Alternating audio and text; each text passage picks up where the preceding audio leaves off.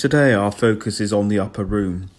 Jesus gathers with his disciples. He celebrates Passover. He breaks bread and shares wine and instructs his followers that this is how they are to remember him. But the institution of the Eucharist isn't the focus for today.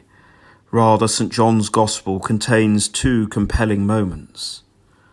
Jesus, speaking with the 12, gives them a new commandment, from which today takes its name. I give you a new commandment, he says, that you love one another as I have loved you. Knowing our Old Testament and Jesus' own teaching on the law, we might think that there is nothing new in the re-emphasizing of the great commandment.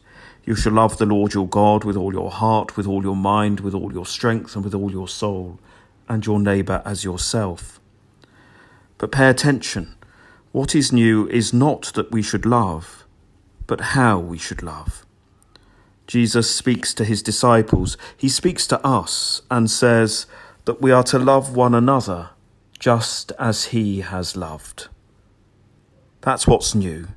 Not that we should love, but how we love. We are to love in the way that Jesus loves. And if these days show us anything, it's just what that love looks like. But lest we fail to grasp the point, Jesus has already shown his disciples, just before supper, what it is to be loved by him. The Lord girded himself with a towel, knelt before them, and washed their feet. It is an outrageous action. That which would have been performed by a slave, by somebody who was property, considered to be subhuman. This is the place that Jesus takes. Jesus empties himself. He takes the form of a slave and washes his disciples' feet. It is intimate. It is compassionate, and it is tender. It makes them, and probably us, very uncomfortable. But today, this is what love looks like. To love is to embark on the sort of service that sees us gird ourselves with a towel, pour water into a basin, and get on with cleaning feet.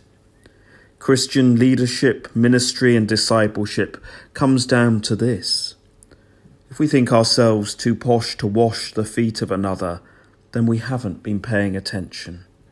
If we think ministry is about status, self-aggrandisement, or the assertion of our rights, then we haven't been paying attention. If we think discipleship means we don't have to serve those we don't know, those in great need, or even those we don't much care for, then we haven't been paying attention. Jesus asks us to love in the way that he loves.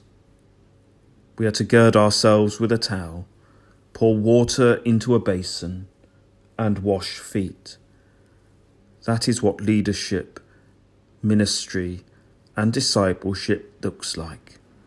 For to love as he loves is to get into the mess and the hurt, the dirt and the pain of the world and its peoples, and it's to seek to bring to them compassion, healing, wholeness, forgiveness, reconciliation, and the gift of redemption.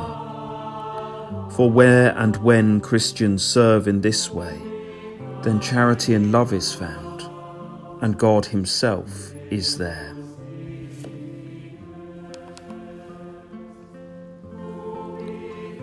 Lord Jesus Christ, you have taught us that what we do for the least of our brothers and sisters, we do also for you. Give us the will to be the servant of others, as you were the servant of all, and gave up your life and died for us, but are alive and reign now and forever. Amen.